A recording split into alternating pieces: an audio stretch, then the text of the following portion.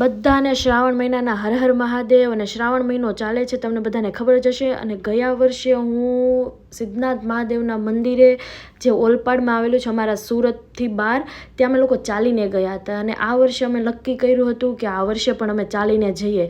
એટલે અહીંયા જુસ્સામાં હું તો બધાથી આગળ મોર દોડવા માંડી છું, અને બધા મારા મિત્રો પાછળ છે, કેમ કે મારો ઉત્સાહ તો કંઈક અલગ જ લેવલનો હતો, કેમ કે મારે મહાદેવને મળવું છે, બસ એ જ. અને આ બાજુ આ બધી સ્ત્રીઓ છે, બા છે, માસી છે, એમની છોકરીઓ છે, બધા એ કાવડ લઈને જતા હતા શિવજી માટે. જલ પોતાના ઘરેથી લઈને જતા હતા લોટામાં ભરીને, આ જલ શિવજી ઉપર ત્યાં ચડાવશે.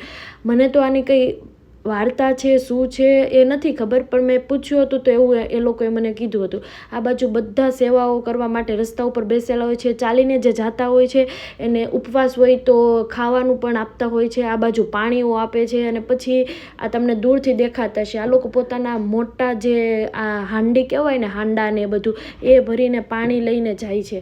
અમે લોકો તો ખાલી ચાલીને જઈએ છીએ તોય એટલી કષ્ટ થાય છે, ખબર નહીં આ લોકોને કેટલો કષ્ટ થતો હશે.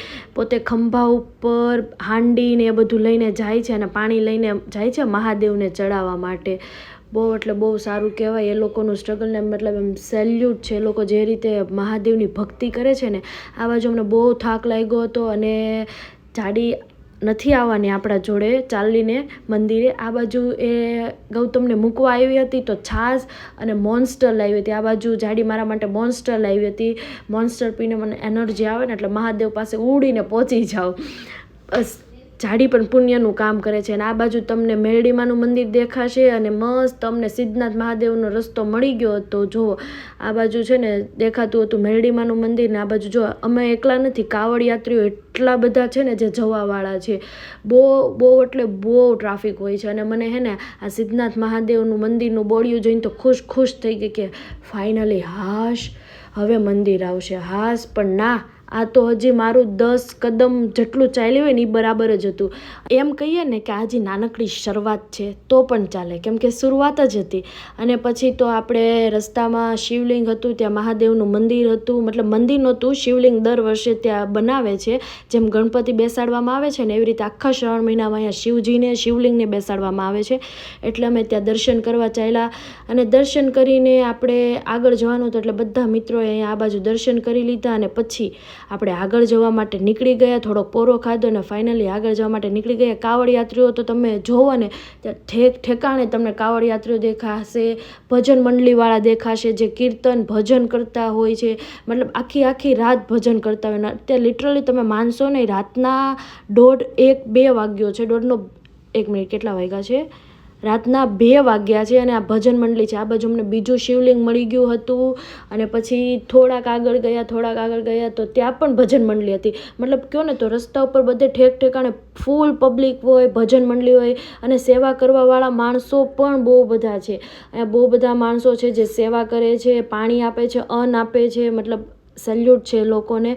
તમારાથી પણ બનતું હોય તો તમે લોકો પણ સેવા કરી શકો છો. એવું નથી કે ખાવા પીવાનું જ દઈને સેવા કરી શકાય, તમે લોકો ત્યાં વ્યવસ્થામાં રહીને પણ સેવા કરી શકો છો. અને હું એટલી બધી થાકી ગઈ હતી ને આ સમયે, બસ મંદિરને બહુ થોડીક જ વાર હતી, પણ હે ને મંદિર દેખાતું નહોતું. દૂર મંદિર જતું હતું. આપણે જરીક મંદિર પાસે પહોંચીને તો મંદિર દૂર ચાલ્યું જાય. મતલબ લિટરલી આપણને અંદરથી એવું લાગે કે મંદિર દૂર જાય છે. અને આ બાજુ જો મારું ફેન ફોલોઈંગ મળી ગયું હતું, બહુ ક્રેઝી હતું મહાદેવજીની પાછળ. આ બાજુ જો એ લોકો હર હર મહાદેવનો નારો લગાવશે.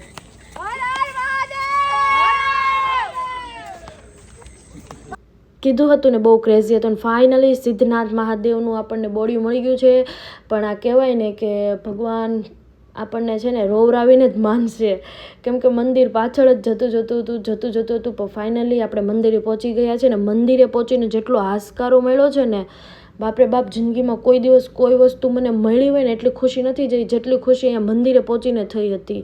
લિટરલી કહીશ કે એટલા પગ દુખતા હતા, વાત ના પૂછો. અને પછી મંદિરે જે ભોળા બાબાના દર્શન થયા છે ને એ જોઈને બહુ સુકૂન મળ્યું હતું. અને શાંતિથી અહીંયા મંદિરે બેઠી. અને પછી આપણે વાગી ગયા હતા 5:30, એટલે ઘરે જવાનું હતું. એટલે બસ આજના વ્લોગને આપણે અહીંયા જ એન્ડ કરીએ. મળીએ નેક્સ્ટ વિડીયોમાં. હર હર મહાદેવ.